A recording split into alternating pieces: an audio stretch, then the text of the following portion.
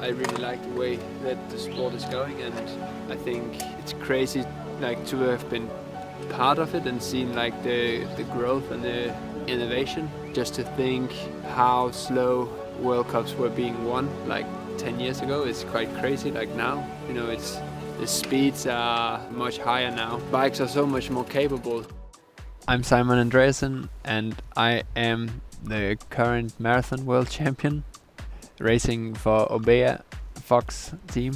We are in Spain for the first team camp of the year, testing out some new equipment with Fox, and yeah, it's been super exciting.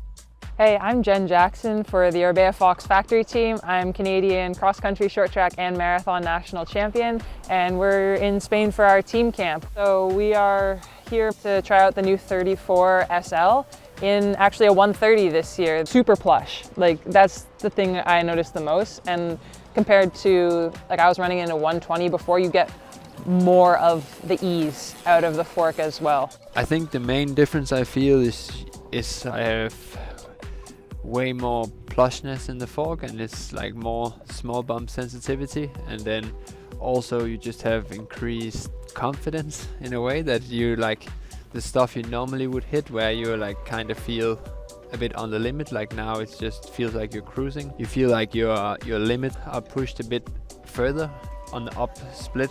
I couldn't really tell the difference. Like, you know, it was quite similar, like the two forks, but the main difference came on the downhill. It's not a very long segment. There was not very big differences, but consistently I was able to go the same speed, way easier perceived effort, you know, like I felt like I was just cruising, and then when I swapped back to the other bike, I had to kind of push, you know, to keep the same pace. Well, I thought about how I won an Enduro Nationals on a 140, 125 bike one year at first, and then realized that my cross-country bike could be run as a 130. I was just thinking about how quickly the sport has progressed, and also just how much better and how well cross-country forks can work now with very little weight penalty compared to even 3-4 years ago. Optically, it looks really burly, but the bike is still only 23 pounds. So it's like,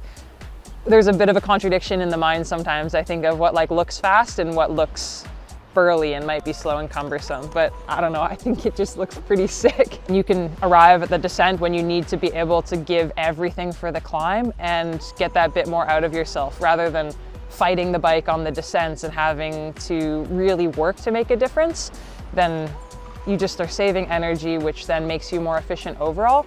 But then the bike also can still have the capacity to really push in the decisive moments. If you need to attack in a descent, you have a bike that's like extremely capable.